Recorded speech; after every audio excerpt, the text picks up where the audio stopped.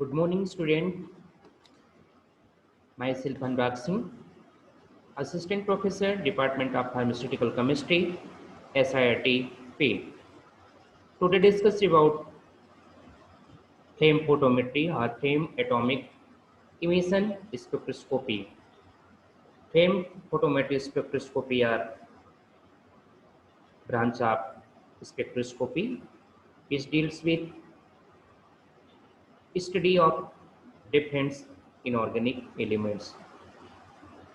Basic principles are based on the emissions. Two types are spectroscopy generally based. First on the absorption spectroscopy, second one is emission spectroscopy. So students, flame spectroscopy are based on the emission, atomic emission, also known as atomic flame, atomic spectroscopy, but they are based on the main emission spectroscopy based. Okay, so there are different types of contents. First, introductions, history, principle and mechanism, instrumentation, sample introductions, burners and flame, mirrors, monochromators, detectors, interference, limitations, and application. They are the main contents of the flame photometric spectroscopy. Okay, so okay, now start. Then this is the basic diagrams of flame photometers. इस type की flame photometers हमारे होते हैं generally labs में. They are available in our labs. हमारे labs में ये available है कि हमारा फ्लेम फोटोमीटर्स फोटोमीटर्स ठीक है. There different photographs on flame photometry and basic components of basic parts of flame photometry. Their main parts are samples, atomizer, mixing chamber, burner, flame, lens, slit, filters, amplifiers, LCD display, photodetectors, compressed air supply, and compressed fuel supply. These are block diagram of flame photometers. Okay, now start. What is it? Introductions. What is flame photo spectroscopy?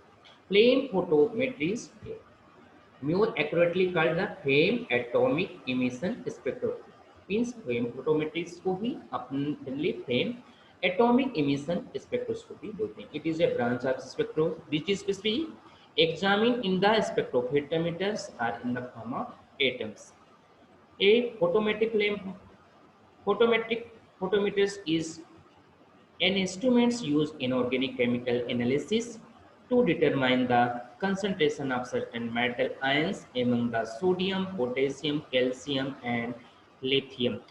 Generally, flame photometers का use determination of concentration मतलब element concentration, metal concentration को find out करने के लिए हम generally flame photometers का use कर सकते हैं. Means inorganic एलिमेंट्स जो होते हैं इनऑर्गेनिक एलिमेंट्स होते हैं. अगर आप बात करें कि पीरियोडिक टेबल्स में तो alkali and alkali earth metals ये जितने भी एलिमेंट्स होते हैं उनको हम एनालाइज करते हैं उनका कंसंट्रेशन फाइंड आउट करने के लिए. And also use D block element means transition elements को हम एलिमेंट्स के अंदर का सोल्यूशन जो भी सोल्यूशन बनाते हैं अगर उसके अंदर सोल्यूशन में कौन से आयन प्रेजेंट होते हैं कौन सा एलिमेंट्स प्रेजेंट होता है उसके आयन्स की क्वांटिटेटिव एंड क्वालिटेटिव एस्टिमेशंस हम करते हैं with the help of photometry. The method is suitable for many metallic elements, especially those metals they are easily excited to higher energy level at relatively cool temperature and some flames. Generally हम किसका करते हैं जिस elements में हम अगर थोड़ा सा भी एनर्जी प्रोवाइड करते हैं हीट प्रोवाइड करते हैं उसके अंदर से जो एलिमेंट्स के अंदर से इलेक्ट्रॉन्स होते हैं वो हमारा ग्राउंड स्टेट से एक्साइटेड स्टेट की ओर मूवमेंट. आगे देखते हैं next flame photometry flame atomic emission. This is emission spectroscopy where atomic emission measured using a spectrophotometer. With the help of spectrophotometers, atoms का कितना emissions होता है, emission intensity means energy कितना transfer हो रही है ground state से excited state में और excited state से again ये हमारा ground state में आता है. उस condition में emit of radiation के emission करता है और एक प्रकार के स्पेक्ट्रा से मिलता है. उस स्पेक्ट्रा को with the help of spectrophotometer से हम क्या करते हैं मेजरमेंट करते हैं. When metallic species contribute into the flame, जैसे भी मेटेलिक स्पीसीज जो होते हैं अपन फ्लेम के अंदर इंट्रोड्यूस करते हैं then Metals are in one emitting certain color wavelength, and this estimate based on the measurement of intensity of color. Second, each metals gives characteristic colors and intensity of color depict the amount of quantity of metal presence. Mean different different metals के अलग अलग colours होते हैं। Sodium, potassium, rubidium, caesium, lithium, different elements हैं, ये metals हैं। इनको जब भी इसमें फ्लेम इनमें यूज होता फ्लेम आता है, फ्लेम से या आप अदर वर्ड्स में कहें कि जैसे भी इनको जलाया जाता है, ठीक है, वो क्या करते हैं, जलने के बाद एक प्रकार का कलर प्रोड्यूस करते हैं। मीन्स आपका जब भी इनको सैंपल डाला जाता है ना, ये सैंपल अलग अलग एलिमेंट्स का अलग अलग नेचर होता है, अलग डिफरेंट डिफरेंट वेवलेंथ पे अलग अलग डिफरेंट डिफरेंट कलर शो करते हैं। और कलर की इंटेंसिटी डिपेंड करती है कि आपका कितना अमाउंट हम यूज कर रहे हैं। अगर मैक्सिमम अमाउंट करेंगे तो मैक्सिमम कंसंट्रेशन पे अच्छा कलर आएगा। अगर हमारी क्वांटिटी कम होगी, मतलब लेजर क्वांटिटी होगी, कंसंट्रेशन कम होगा, तो कलर इंटेंसिटी हमारी कम होगी। Hence, identify the presence and absence of metal ions concept। Metal ions present है या नहीं, उसको हम उसका आइडेंटिफिकेशन कर सकते हैं। साथ साथ ही सोडियम मेटल्स या पोटेशियम मेटल, अगर सपोज कॉपर मेटल्स में अगर अपना आयरन मेटल प्रेजेंट है और अदर मेटल्स की भी इम्प्योरिटीज होती है, तो कलर के थ्रू हम उसका क्वांटिटेटिव एस्टिमेशन कर सकते हैं, कितनी क्वांटिटी है, और क्वालिटेटिव एस्टिमेशन भी कर सकते हैं, क्योंकि डिफरेंट डिफरेंट जो एलिमेंट्स होते हैं, आपका मेटल्स होते हैं, डिफरेंट डिफरेंट वेवलेंथ में डिफरेंट डिफरेंट कलर्स शो कर सकते हैं। कुछ blue colour, green colour, yellow colour, एलोइस green colour, different different red colour, इस डिफरेंट डिफरेंट हमारे कंपाउंड्स जो मेटल होते हैं, एलिमेंट्स होते हैं, वो कलर से शो करते हैं। हिस्टोरी पे जाते हैं अपन, हिस्टोरिकल बैकग्राउंड्स पे देते हैं। History spectroscopy started with use lens by Aristophanes about 423 BC and study about mirror Euclides 300 BC and Hero in 100। मतलब आप बहुत प्राचीन काल में देखते हैं कि किस तरह से इतने बीसी पूर्व हमारा अलग अलग स्पेक्ट्रोस्कोपिक टेक्निक का यूज होता था। अपना अपना इन्वेस्टिगेशन साइंटिस्ट लोग करते थे, डिस्कवर कर देते थे।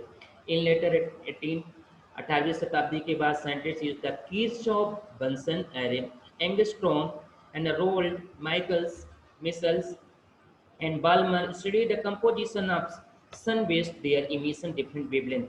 अलग अलग साइंटिस्ट है, डिफरेंट साइंटिस्टों ने अलग अलग इसमें खोज कर रहे थे सनलाइट सूर्य की वेवलेंथ पे और हम डिफरेंट डिफरेंट कंपोजिशन पे। लेकिन फरवरी 23 1955 Murray Nelson's field patent invention flame photometry was granted in 1955। Means आप देखते हैं कि gust Christoph and Robert Bunsen ने इसको खोज किया और हमारे इसका डिस्कवर हुआ और आ गया 1958 में फ्लेम फोटोमीटर्स की डिस्कवरी हो गई। मतलब खोज कर लिया गया कि फ्लेम फोटोमीटर्स के विद हेल्प से हम मेटल्स आयन के अंदर मेटल्स को, ठीक है, डिफरेंट एलिमेंट्स के अंदर कलर्स कौन सा होता है, कौन से कलर पे कौन वेवलेंथ पे कितना कलर शो कर रहे हैं, मीन कलर इंटेंसिटी कौन सा देंगे, कलर कौन सा शो करते हैं, इसके बारे में इन्होंने खोज किया और उसके बाद ये आया। ठीक है, आगे देखें। Flame photometer based measurement of intensity of light emitted when metal is introduce. जैसे मेटल्स को हम फ्लेम पे इंट्रोड्यूस करते हैं, वो आपके लाइट की इंटेंसिटी कितनी है, आपके सैंपल के अंदर कितनी इंटेंसिटी है, इसको मेजरमेंट करते हैं। मेजरमेंट इंटेंसिटी ऑफ लाइट का मेजरमेंट होता है। Wavelength of colour tells what element is qualitative and colour intensity tells how much element present in quantity. Colour के थ्रू हमारा पता चलता कितना एलिमेंट्स प्रेजेंट है, उसको हम क्वांटिटेटिव एनालिसिस करते हैं। और wavelength of colour tells about the element in qualitative. Qualitative और क्वांटिटेटिव एस्टिमेशन हमारा इसके थ्रू होता है, फ्लेम फेटोमेट्री कर सकते हैं। बेसिक प्रिंसिपल्स पे देख लेते हैं। बेसिक प्रिंसिपल क्या है हमारा एटॉमिक स्पेक्ट्रोस्कोपी या फ्लेम फोटोमेट्रिस्ट का। Delhi basic principle on the atomic spectroscope works about the fact the matter absorb light at the same wavelength which is emit of lights. Atoms elements subjected to hot flame thrust, specific quantum of thermal energy absorbed by orbital electrons become unstable, higher energy release of energy photon of particular wavelength and change back to ground distance। Means जैसे भी हमारे sample को हम flame में देते हैं, यह sample flame तक हमारा पहुंचता है, वहां पे क्या होता है, हमारे इलेक्ट्रिक क्या होता है, चेंज होता है। चेंज होगा मीन्स फर्स्ट जलने के बाद एक प्रकार का रेसिड्यू शो करेगा। रेसिड्यू होने के बाद उसमें एनर्जी प्रोवाइड होगी। एनर्जी प्रोवाइड होगी तो मॉलिक्यूल्स के अंदर जो इलेक्ट्रॉन्स होंगे वो ग्राउंड स्टेट से एक्साइटेड स्टेट में जाएंगे। एक्साइटेड स्टेट में क्या होंगे, अनस्टेबल कंडीशंस में होंगे। अनस्टेबल कंडीशन से फिर से वो स्टेबल कंडीशन में आना चाहेंगे। उस कंडीशन में इमिट ऑफ रेडिएशन या रिलीज ऑफ एनर्जी एनर्जी को रिलीज करते हैं। उस एनर्जी को रिलीज करते टाइम से एक प्रकार का स्पेक्ट्रम जो लाइट्स होगी उसकी सेंसिटिविटी पहुंचती है डिटेक्टर्स के। डिटेक्टर डिटेक्ट करता है कितना हमें सिग्नल मिलता है और वो रिकॉर्डर को देता है। रिकॉर्डर के थ्रू हमें एक प्रकार का स्पेक्ट्रम मिल पाता है। तो आगे देखते हैं, when the metals are solution burn होगा, metal provide a coloured flame, इस metal ions give a different colour flame. Flame test therefore can be used test for the absence and presence of the metal ion।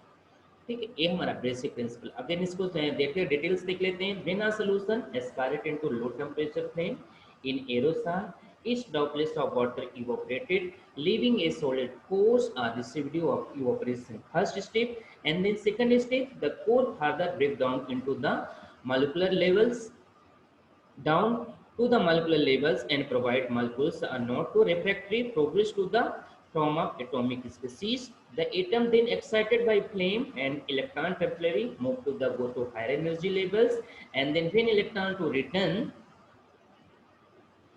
ground state, loss of excitation energy and decrease the wavelength visible light in emitted. These emitted light can be isolated their light wavelength by with the help of optical filter. The amount of light being emitted proportional to the number of atoms in the plane and follow the concentration of original solution. The amount of light emitted can be measured by the suitable photo detectors. The photon detector generates electrical signal wall which is amplified and displaced from the digital readout system. Various metal emit the characteristic color light when heated. Okay ये different types का ये हमारा principal part है। Means आपका sample heat होने के बाद, ठीक है, जैसे जलता आप उसको फ्लेम में पाएगा। फ्लेम्स के अंदर जन करके वो क्या होगा, वेपर्स में कन्वर्ट होगा।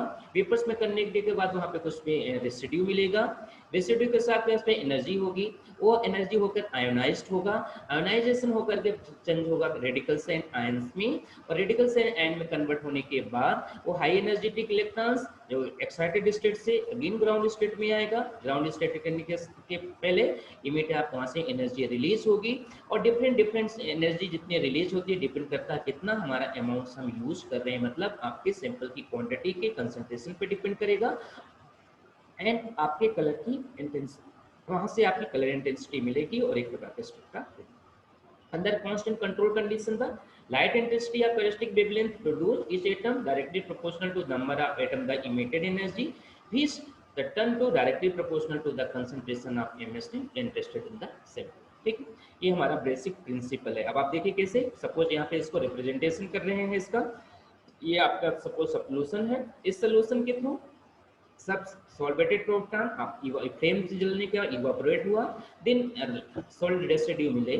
सॉलिड रेसिड्यू कन्वर्ट हो जाएगा गैसियस स्टेट में, यहाँ पे आयोनाइजेशन होगा, they converted M plus excite and thermally excited, यहाँ पे एनर्जी होगी excited atoms, and then again return होकर के हमारा ग्राउंड स्टेट में आ जाएगा। ठीक है, यहाँ पे फर्स्ट स्टेप में सॉल्वेटेड इवापोरेशन, सेकंड है सॉलिड वेपोराइज्ड, थर्ड में एटोमाइज्ड, फोर्थ में thermal a excited and fourth में रिटर्न है। ये हमारा सिंपल था। Solvent get vaporised leaving behind the solid residue. Second step में solid residue get to vaporized to the higher temperature and flame, and then molecules atoms are dissociated to atom. Third step metal atoms are vaporized in the flame and thermally excited to the higher energy levels, and excited metal return to the ground state light and its characteristics. Suppose example of sodium metals and different wavelength 589, lithium 670, calcium 622, and barium 5. These are different elements and so different wavelength in different spectrum. Now readings, suppose the prepared 5 standard solution 5, 10, 15, 20, and the reading the flame photometer, these types of combination different readings. Here these are the graphical representations of sodium NaCl, x-axis and y-axis, x-axis in the concentrated solution and y-axis with the spectrum. These are the different metals: sodium, potassium, calcium, lithium, and barium. different metals, and they are different wavelength levels. Sodium 589, potassium 766, calcium 660. Okay. And so different colors. Sodium yellow colors, potassium blue, calcium red, lithium dark red and barium green colour. यहाँ पे आप देखते हैं कि अलग अलग जो हमारा मेटल्स हैं, sodium potassium calcium different different wavelength में डिफरेंट डिफरेंट कलर शो करते हैं। तो इस तरह से हम जब भी फ्लेम फोटोमीटर्स की यूज़ करते हैं, फ्लेम फोटो में डिफरेंट कलर्स आते हैं। जब ये कलर्स शो करते हैं उस टाइम पे हम अपनी रीडिंग्स चेक करते हैं और देखते हैं कितना हमारा कंसंट्रेशन, मतलब पार्ट्स पर मिलियन का कंसंट्रेशन आपके सैंपल के अंदर प्रेजेंट। बेसिक कॉन्सेप्ट क्या है? Liquid sample containing metal salt solution in the fluid of flame में इंट्रोड्यूस होता है। सॉल्वेंट फर्स्ट वेपोराइज होगा, लीविंग करे रेसिड्यू मिलेगा solid which is vaporise into, उसके बाद वो गैसेस कन्वर्ट हो जाएगा। Gas molecule dissociate give neutral atoms which can be excited by the thermal energy flame, and unstable excited atom emit the photon and return to the again lower in to release energy and to form ground state. The measurement of emitted photon from the basic flame photometry under the constant and control conditions. These are the energy diagrams, मतलब ground state, low energy level, excited state, high energy level, electron go to the low to higher energy levels and release of energy in photons. High intensity of characteristic wavelength produced, each atom is directly proportional to number of atoms are emitted energy, which is turned to directly proportional to the concentration of the substance interested in the sample. Various metal emit the characteristic colored light when the heated. मतलब आपका अलग अलग method different different colour show करता है जब भी हम उसको हीट करते हैं। और मॉलिक्यूल्स हमारा जैसे भी हम उसको हीट करते हैं उसमें एनर्जी प्रोवाइड होती है, वो हमारा ग्राउंड स्टेट से एक्साइटेड स्टेट में जाता है। एक्साइटेड स्टेट में अगेन ग्राउंड स्टेट में आता है। उस कंडीशन में फोटॉन्स मतलब एनर्जी रिलीज करता है। इसी एनर्जेटिक बुलेटिन से हमारा एक प्रकार का स्पेक्ट्रा शो होता है। ठीक है, ये हमारा बेसिक कॉन्सेप्ट था। सोडियम ये डिफरेंट डिफरेंट एलिमेंट्स हैं। अब इसके अंदर ये they are based on the theoreticals electronic, कैसे electron means ground state excited. तो आपको ये पता है कि जब भी मॉलिक्यूल्स के इलेक्ट्रॉन हाफ फिल्ड और अनफिल्ड या फुल फिल्ड होते हैं उसमें क्या होता है, इलेक्ट्रॉन जंप नहीं करते हैं। लेकिन जब इलेक्ट्रॉन्स अनस्टेबल कंडीशंस में होते हैं या हमारा हाफ फिल्ड और फुल फिल्ड इलेक्ट्रॉन्स नहीं होता तो क्या होते हैं, इलेक्ट्रॉन्स जंप करके अपना दूसरे ऑर्बिटल्स में जंप कर जाते हैं। दूसरे जैसे जंप करते हैं कब करेंगे, जब उसके अंदर एनर्जी दी है हमारा orbital some electron of atom residue concept है ना, concentric sphere in known is energy shell. ये आपका एनर्जी सेल होती है, आपको पता होगा KLMN टाइप की एनर्जी, मतलब जो हमारा एटम्स होते हैं एटम्स के अंदर, ठीक है, प्रोटॉन्स और न्यूट्रॉन्स होते हैं और इलेक्ट्रॉन चारों उसके अंदर चलते हैं। मतलब डिफरेंट न्यूक्लियस के सेल होते हैं, KLMN primary shell, secondary, tertiary और फोर्थ, चार प्रकार की सेल। सबसे क्लोजेस्ट सेल होती है हमारा केल सेल होती है, जो हमारे इलेक्ट्रॉन प्रोटॉन के न्यूक्लियस के पास होती है उसके पास। यहाँ पे हम उसी प्रकार की एनर्जी का लेवल की बात कर रहे हैं, किस तरह से एनर्जी डायग्राम से। Orbital electron residue concentrated sphere in known as the energy cell, which they are orbit nucleus of the atom. Orbital each cell assign the principal quantum number n0 and the value n is number of integer 1 to 3. The number of determine relative energy from orbital and relate to the distance from the cell to nucleus, and lower number the lower energy electrons and then closer to the nucleus. Orbital electron can be further distinguished according to their location of atomic orbital, specified region and the space that depend on the energy level. अब आप देखिए यहाँ पे absorb energy है, excited state है, उसके बाद excited state से जब भी हम फिर से ग्राउंड स्टेट में आएंगे रिलीज ऑफ एनर्जी को रिलीजेशन करते हैं। यहाँ पे देखिए आप ग्राउंड स्टेट था, ग्राउंड स्टेट है यहाँ पे, उसके बाद जैसे एनर्जी में प्रोवाइड किया गो टू एक्साइटेड स्टेट में, और एक्साइटेड स्टेट से फिर से रिटर्न हमारा, क्योंकि एक्साइटेड स्टेट में क्या होता है, अनस्टेबल होता है और अनस्टेबल इलेक्ट्रॉन हमेशा स्टेबल होना चाहिएगा। तो स्टेबल होने के लिए फिर से एनर्जी को रिलीज करके अपने स्टेबल अनस्टेबल से एक्साइटेड स्टेट से ठीक ग्राउंड स्टेट की ओर जाता है। ठीक है, तो energy state electron, energy electron में क्या करते हैं, ग्राउंड स्टेट एक्साइटेड, तो उसमें एनर्जी में क्या होता है, डिफरेंस होते हैं। तो all the electron of these respective lowest energy started refer to the ground state and state of the lowest energy. And certain energy provide, जैसे उसमें एनर्जी हम प्रोवाइड करते हैं वो कहा जाता है ग्राउंड स्टेट से एक्साइटेड है। इलेक्ट्रॉन ट्रांजिस्टर ग्राउंड स्टेट से to the higher energy state called the excited state and the excited state electron से greater, hence they move the energy and less stable. उस कंडीशन में क्या होता है, excited less stable होता है और उसको स्टेबल होने के लिए फिर से वो ग्राउंड स्टेट की ओर जाता है। दीज आर ये आपका एनर्जी डायग्राम्स है। आप देखेंगे एनर्जी डायग्राम्स में प्लॉन्क में delta is equal to S mu mu equal to C upon lambda. यहाँ पे एनर्जी में डिफरेंस ये E1 और E2 दो एनर्जी लेवल है, ये हमारा ग्राउंड स्टेट है और ये हमारा एक्साइटेड स्टेट, और दोनों में एनर्जी में difference delta is equal to E2 minus E1 equal to. ये हमारा डायग्राम मतलब इक्वेशन है। इस इक्वेशन से हम एनर्जी डिफरेंस किस तरह से होती है उसको मालूम करते हैं। अगेन है होता है हमारा वोल्टेजमैन लॉ। वोल्टेज के लॉस के हम देखते हैं कि हमारा जो इलेक्ट्रॉन ग्राउंड स्टेट से एक्साइटेड स्टेट में होता जाता है तो इसमें किस तरह से एनर्जी में डिफरेंस होता है। The fraction of three atoms that thermally excited to govern by Boltzmann distribution पे N star upon N equal to delta E power minus del E upon kT. N star is the number of excited atom. N is equal to number of atom remaining the ground state. Delta E is difference of the energy level ground to excited state, and T is the voltage main constant, T is the temperature.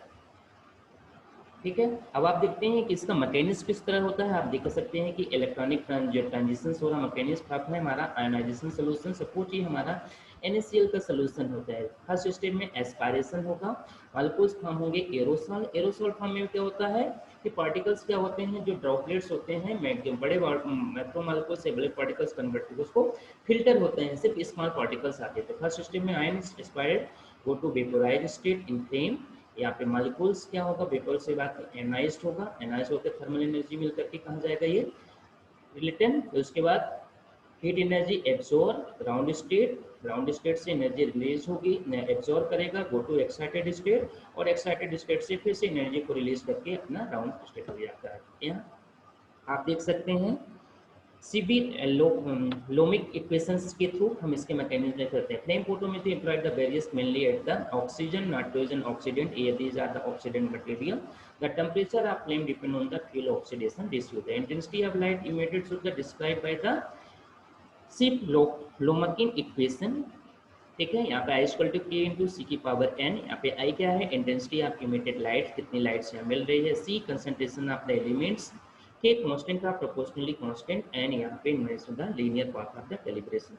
तो I equal to K into C, this is the intensity of emitted light is the directly proportional concentration. मतलब आपकी light की intensity कितने पे depend करेगी कि आपने कितना सोल्यूशन का कंसंट्रेशन लिया हुआ।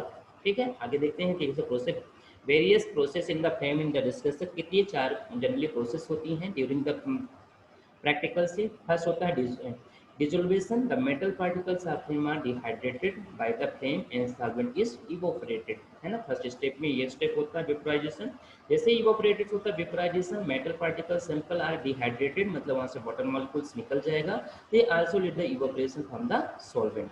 थर्ड स्टेप में एटोमाइजेशन होता है, reduction of metals and in the solvent to metal atoms by the flame heat।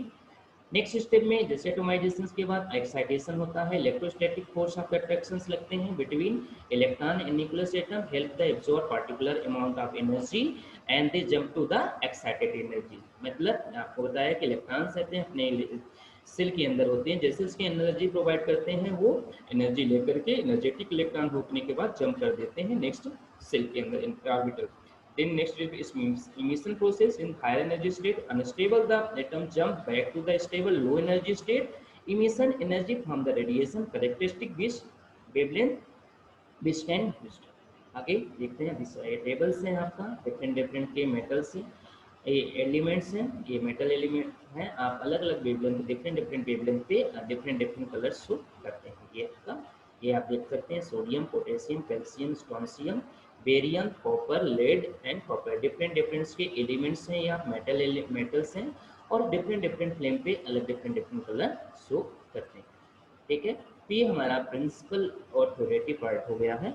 Next lectures में हम इंस्ट्रूमेंटेशन पार्ट करते हैं। ठीक है, तो फ्लेम फोटोमेट्रिक्स का आज हमने प्रिंसिपल पार्ट कर लिया था, प्रिंसिपल और थ्योरेटिक पार्ट कर लिया था। नेक्स्ट क्लास में हम इंस्ट्रूमेंटेशन पार्ट करेंगे। ओके स्टूडेंट, तो आज के लिए इतना काफ़ी है।